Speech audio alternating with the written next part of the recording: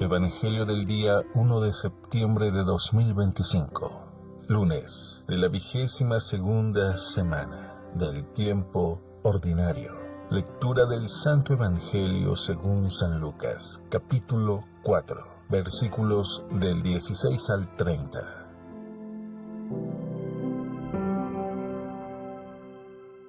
En aquel tiempo, Jesús se fue a Nazaret, donde se había criado. Entró en la sinagoga como era su costumbre hacerlo los sábados y se levantó para hacer la lectura. Se le dio el volumen del profeta Isaías, lo desenrolló y encontró el pasaje en que estaba escrito: El Espíritu del Señor está sobre mí, porque me ha ungido para llevar a los pobres la buena nueva, para anunciar la liberación a los cautivos y la curación a los ciegos, para dar libertad a los oprimidos y proclamar el año de gracia del Señor. Enrolló el volumen, lo devolvió al encargado y se sentó. Los ojos de todos los asistentes a la sinagoga estaban fijos en él. Entonces comenzó a hablar diciendo: Hoy mismo se ha cumplido este pasaje de la Escritura que acaban de oír. Todos le daban su aprobación y admiraban la sabiduría de las palabras que salían de sus labios y se preguntaban: ¿No es este el hijo de José? Jesús les dijo: Seguramente me dirán aquel refrán: Médico, cúrate a ti mismo y haz aquí en tu propia tierra todos esos prodigios que hemos oído que has hecho en Cafarnaúm. Y añadió: Yo les aseguro que nadie es profeta en su tierra. Había ciertamente en Israel muchas viudas en los tiempos de Elías, cuando faltó la lluvia durante 3 años y medio y hubo un hambre terrible en todo el país. Sin embargo, a ninguna de ellas fue enviado Elías, sino a una viuda que vivía en Sarepta, ciudad de Sidón. Había muchos leprosos en Israel en tiempos del profeta Eliseo. Sin embargo, ninguno de ellos fue curado, sino Naamán, que era de Siria. Al oír esto, todos los que estaban en la sinagoga se llenaron de ira y levantándose, lo sacaron de la ciudad y lo llevaron hasta un precipicio de la montaña sobre la que estaba construida la ciudad, para despeñarlo. Pero él, pasando por en medio de ellos, se alejó de allí.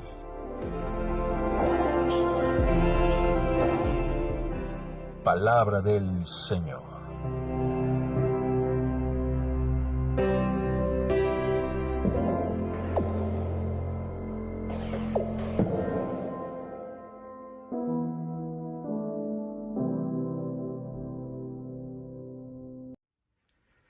Muy buenos días. Dicen los expertos que las primeras horas del día, incluso algunos dicen que los primeros minutos del día son los más importantes, porque dependiendo de con qué actitud te vistas, es como vas a vivir el resto del día. Por eso es importante que desde que amanece, desde que nos despertamos, podamos darle gracias a Dios por el nuevo día, tener esa actitud de agradecimiento que nos abre la capacidad de poder disfrutar. Alguien que no agradece es alguien que es mal agradecido. Incluso pudiéramos nosotros decir que lo que también nos da la capacidad de agradecer es vivir en el momento, vivir en el presente. Estar conscientes de lo que estamos viviendo justo en este momento nos ayuda a poder saborear y a darnos cuenta de que estamos en un gran privilegio, de que somos bendecidos por Dios continuamente. El Evangelio el día de hoy es un Evangelio largo, lo quiero leer todo porque voy a usar algunas partes del movimiento que tiene. No me voy a detener tanto en las frases, sino más bien en las situaciones que sucede. Es un evangelio que creo que ya casi no lo sabemos de memoria, porque es uno de los favoritos, sobre todo cuando se trata de muchas espiritualidades que hablan de esa relación con el Espíritu Santo. Pero sin más preámbulo, escuchemos lo que dice el evangelio. En aquel tiempo, Jesús fue a Nazaret, donde se había criado. Entró en la sinagoga, como era su costumbre hacerlo todos los sábados, y se levantó para hacer la lectura. se le dio el volumen del profeta Isaías. Lo desenrolló y encontró el pasaje en el que estaba escrito: El Espíritu del Señor está sobre mí, porque me ha ungido para llevar a los pobres la buena nueva, para anunciar la liberación a los cautivos y la curación a los ciegos, para dar libertad a los oprimidos y proclamar el año de gracia del Señor. Enrolló el volumen, lo devolvió al encargado y se sentó. Los ojos de todos los asistentes en la sinagoga estaban fijos en él. Entonces comenzó a hablar diciendo: Hoy mismo se ha cumplido este pasaje de la Escritura que ustedes acaban de oír. Todos le daban su aprobación y admiraban la sabiduría de las palabras que salían de sus labios y se preguntaban: ¿no es este el hijo de José? Jesús les dijo: seguramente me dirán aquel refrán: médico, cúrate a ti mismo y haz aquí en tu propia tierra todos esos prodigios que hemos oído que has hecho en Cafarnaúm. Y añadió: yo les aseguro que nadie es profeta en su tierra. Había ciertamente en Israel muchas viudas en los tiempos de Elías, cuando faltó la lluvia durante 3 años y medio y hubo un hambre terrible en todo el país. Sin embargo, a ninguna de ellas fue enviado Elías, sino a una viuda que vivía en Sarepta, ciudad de Sidón. Había muchos leprosos en Israel en tiempos del profeta Eliseo. Sin embargo, ninguno de ellos fue curado sino Naamán, que era de Siria. Al oír esto, todos los que estaban en la sinagoga se llenaron de ira y levantándose lo sacaron de la ciudad y lo llevaron hasta una barranca del monte sobre el que estaba construida la ciudad para despeñarlo. Pero él, pasando por en medio de ellos, se alejó de allí. ¡Qué texto tan profundo! Usualmente nosotros dividimos este texto como en 3 diferentes momentos que los meditamos en diferentes días. Hoy quise leerlos así como aparecen juntos para que veamos cómo está el movimiento. Primero, Jesús tiene una costumbre, Jesús tiene un hábito, Jesús vive el momento y dice que como era su costumbre hacerlo los sábados, se levantó, fue a la sinagoga y se levantó para hacer la lectura. Lo que quiere decir es que él tenía el hábito de ir a la sinagoga y su participación en la sinagoga era activa, de tal manera que participa, se levanta para leer. Ay, el día de hoy, ¿cuánto cuesta encontrar un lector de todos los que están ahí sentados en la banca? Y más, porque si pensamos en todos aquellos que han sido bautizados, muchos no tienen la costumbre de ir a misa. Ya no hablemos de una necesidad, de una conciencia. Jesús tiene la costumbre, es algo habitual en él. Él va a la sinagoga.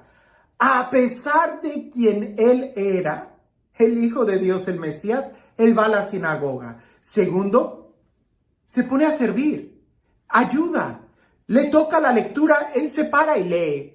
Tercero, que es lo más importante, cuando todo el mundo se le queda viendo, porque era el momento en que él tenía que compartir algo, todo el mundo se le queda viendo y Jesús dice: hoy se ha cumplido este texto.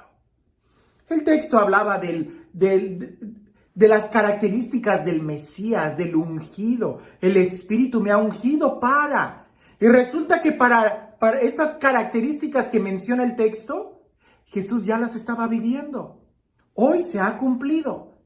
De tal manera que la gente reconoce que él en Cafarnaúm ya había hecho muchos milagros. Ya había hecho precisamente eso, anunciar, predicar. Jesús no es alguien a quien se le tiene que estar diciendo: oye, te toca predicar, oye, ve y a tal pueblo. Jesús dice: hoy se ha cumplido. Pudiéramos nosotros decir que es alguien que hace la tarea a tiempo. Y ahí él no dice: hermanos, hay que predicar el año de gracia. Hermanos, hay que ir y sanar a los oprimidos, liberar a los cautivos. Hermanos, hay que pedirle a Dios que dé vista a los ciegos. Él ya lo hacía. Hoy, dice Jesús, se ha cumplido. Y todo el mundo lo empieza a admirar, pero también le empiezan a cuestionar. Usualmente los que no trabajan son los que empiezan a tratar de desacreditar el trabajo de aquellos que sí están realizando, que están trabajando. Y Jesús empieza a decir, seguramente me van a decir lo mismo. Médico, cúrate a ti mismo y haz aquí lo que has hecho allá. Y luego él cuenta 2 textos, milagros del Antiguo Testamento, una viuda y un leproso. Resulta que estas 2 personas vivieron el momento. Las 2 personas no se quedaron solamente con una actitud tan pasiva de esperar que el día suceda, cambie, no, sino que confiaron y dieron actos y caminaron en fe. Ellos vieron el milagro. Cuando la gente escucha a Jesús hablar de esa manera, por supuesto que se sienten ofendidas. Jesús es alguien que trabaja, que vive el momento. Hoy, Él hace las cosas que tiene que hacer. Y es que en estos días estamos viviendo en la generación del mañana. Y sí, del mañana. No tanto por la tecnología, que ya es una tecnología muy vanguardista, sino por todos los pretextos. Mañana lo hago, mañana voy, mañana arreglo, mañana esto. Y así no vas a hacer nada. Jesús fue capaz de hacer todo lo que Él hacía porque Él vivía el momento. Él no dejaba para mañana la oración que tenía que hacer. Él no dejaba para mañana la necesidad de ir a la sinagoga. Él no dejaba para mañana la necesidad de ponerse al servicio, de leer, de predicar la palabra de Dios, de anunciar.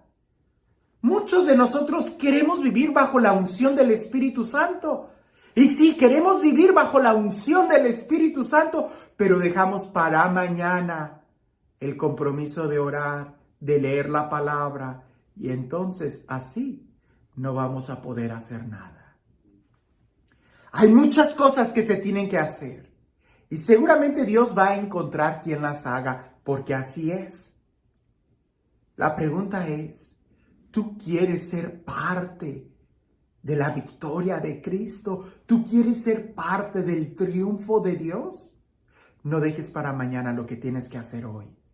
Hoy se tiene que cumplir este texto en tu vida. Hoy. No dejes para mañana la oración, la lectura de la palabra, el predicar, el ayudar a alguien, un compromiso. Hazlo hoy. Porque ciertamente no sabemos si mañana vamos a tener una oportunidad. Hoy es cuando puedes hacerlo. Hazlo. Y este Dios, el Dios del amor, el Dios de la vida, el Dios de la paz, el Dios de la resurrección, el Dios del tiempo, el Dios que pronuncia su palabra creadora sobre nosotros, que sea Él quien el día de hoy te bendiga. En el nombre del Padre, del Hijo y del Espíritu Santo. Hablando de la necesidad de hacer las cosas hoy y no mañana, cuentan que había un monje que era peregrino y una familia lo recibió en su casa para que pasara, comiera, descansara y al día siguiente hiciera otra vez su viaje, su peregrinación. Pero el padre de la familia le dice, hermano, ore con nosotros antes de bendecir los alimentos, háganos el honor de dar gracias por los alimentos y ore por la familia. Aquel monje dice, con mucho gusto, y él pasa la mirada a la familia y empieza a orar de la siguiente manera. Que se muera primero el abuelo, después que se muera el padre, después que se muera el hijo y al final que se muera el nieto. Amén. Claro que todos en la mesa voltearon a verlo y le dijeron, oye, ¿esa es la forma en cómo agradeces? ¿Hablando y orando sobre la muerte? Y el monje dice, pero yo pudiera decir muchas cosas y pedir tantas cosas, pero lo cierto es que no sabemos cuándo vamos a morir. Y yo creo que a todos ustedes les conviene morirse en el orden que he dicho. ¿O acaso quisieran que primero se muriera el nieto, el hijo y al final el abuelo? La verdad es que nosotros no sabemos cuándo nos vamos a morir. No sabemos si mañana vamos a tener tiempo. Por eso hagamos lo que tengamos que hacer hoy. Te pudiera compartir una experiencia muy fuerte, porque sé, y de nombres, te podría decir estas 3 señoras que en una ocasión se reunieron y supe la historia de primera mano de una de ellas, de la última. Resulta que una de ellas se enfermó de cáncer y le platicó a las otras 2 amigas que se reunían periódicamente a tomar el café. Y las otras 2 amigas se portaron cortésmente con ella, pero tú sabes que en unas situaciones de ese tipo no sabemos qué decir. Y las 2 insistieron tanto en: ay, pobrecita, te vas a morir, cuánto lo siento, y tu familia. Y empezaron con actitudes así. Y la que estaba enferma se le quedó muy grabado esa actitud. Resulta que una de ellas, a los pocos días, murió en un accidente. Y la otra, a los pocos días de que murió su amiga en un accidente, a ella también le diagnostican un cáncer en la etapa terminal más agresivo y murió antes. La que tenía el cáncer en la primera etapa, cuando les dice a las otras, fue ella quien me dijo a mí lo que le había sucedido a las otras 2 y que ella estaba profundamente agradecida con Dios porque al menos fue capaz de hacer las cosas que tenía que hacer. Yo te pregunto a ti, ¿tú sabes lo que tienes que hacer el día de hoy? No lo dejes para mañana, porque es hoy cuando puedes hacerlo. Que tengas un excelente día.